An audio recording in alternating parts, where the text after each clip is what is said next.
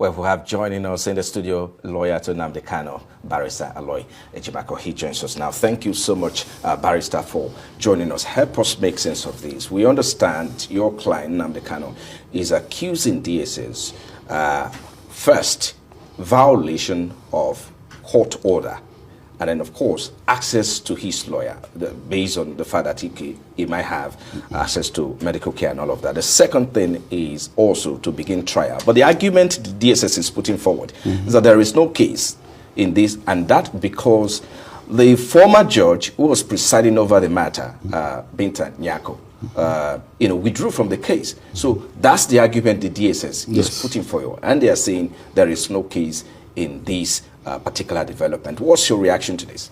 Well, we disagree.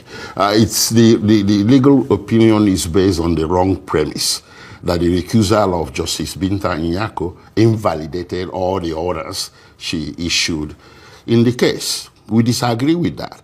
As a matter of fact, the private counsel to the Office of the Attorney General took prompt steps to file a process in court advancing this argument, seeking a nullification or maybe a blessing of the court to nullify all the orders issued by Justice Binta. In the case, just by virtue of the recusal, we filed a counter process, arguing in the opposite. And we disagree with this totally, because if you indeed, all these orders are null and void by virtue of the recusal, it is also the same Justice Binta Nyako who issued the order of remand that led to the detention of MAZI NNAMDI KANU. So, as a matter of fact, our counter-argument can be used as a sword and shield. So, if the court was going to grant their application to invalidate all these orders, it would naturally lead to the release of MAZI NNAMDI KANU, because the same order, the same judge issued the order of detention. So that order should have been invalidated. So, but our position is that the DSA should not be allowed, or the federal government should not be allowed to cherry pick the orders to obey and the ones not to obey. So evidently, they want to comply with the order of detention by continuing to detain MAZI NNAMDI KANU, but they now don't want to comply anymore with the order on the visitation regimen for counsels to MAZI NNAMDI KANU. This is the crux of the matter. All right. The counter, you filed it counter, process. Yes. How is the court reacting to that? How is the court responding? What is the process to listen to what you've already filed? Well, because of the significant merit of the counter argument we filed, on the next adjourned date for the hearing of the case at the Court of Appeal, their counsel rose in court and withdrew their application. That tells us that they no longer maintain that position. So now that DSS, subsequent to that, refused us access to NNAMDI KANU, we started wondering if it's a case of left hand not knowing what right hand is doing. Because we did advance the information to the DSS and said, listen, the application or the legal position upon which you are placing rescissions on counsel to MAZI NNAMDI KANU has changed or has been withdrawn by your counsel. But they continue. So that left us with no option than to pursue some kind of judicial action to get DSS to comply. So I proceeded to court to file what is called a Form 49.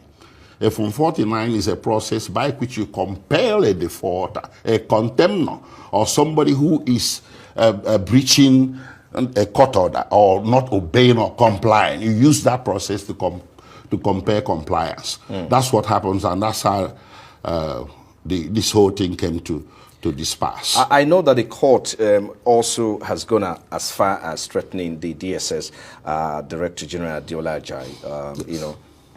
So what impact would that have on this case, and how does that make you feel? Well, I do believe that it already has an impact, because I did get some feelers. I'm fully aware of the intervention of on Obi Agocha and the Honorable Speaker as well, Tajuddin Abbas. They intervened politically on this matter and tried to resolve it by way of compromise. So I had access to informal information that DSS has, retraced its steps. It's now willing to do the right thing, so that I should bring the process, a letter submitting names of the councils that will visit Nnamdi Kanu on Monday. So I have done that. So on Monday, we are going to go there, and I'm hoping that the restrictions will be lifted. If they are lifted, fine. We go and interface with our client as the court ordered. If they are not lifted, then the process in court shall continue to its logical conclusion. Okay, looking ahead now, what's your next step? Should DSS continue to, refuse access to his legal team? What's the next step? What are you going to do next if they continue, this particular, practice of refusing Nnamdi Kanu access to his legal team, or maybe medical care, for instance? Well, what is on board now is the access to him. Yeah. He's entitled to have access to his counsel under Section 36 of the Nigerian Constitution. That's right. Nobody is supposed to mess with that. And then this one, too, was supported by a court order. You have someone in detention where he's not even supposed to be. He's not supposed to be detained at the DSS in the first place. DSS is a glorified holding cell. He's supposed to be detained in prison, where these restrictions normally do not institutionally occur. DSS is a security environment with restrictions built in place that they take for granted. But these restrictions don't augur well for detainees.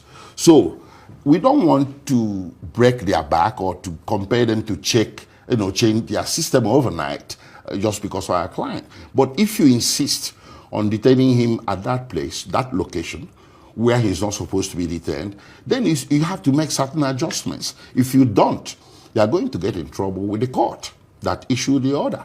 All right. Just before I let you go, Barrister, speak to us. There are narratives out there that the reason why we're still having the issue of insecurity in the Southeast is because Nnamdi Kanu is still in detention.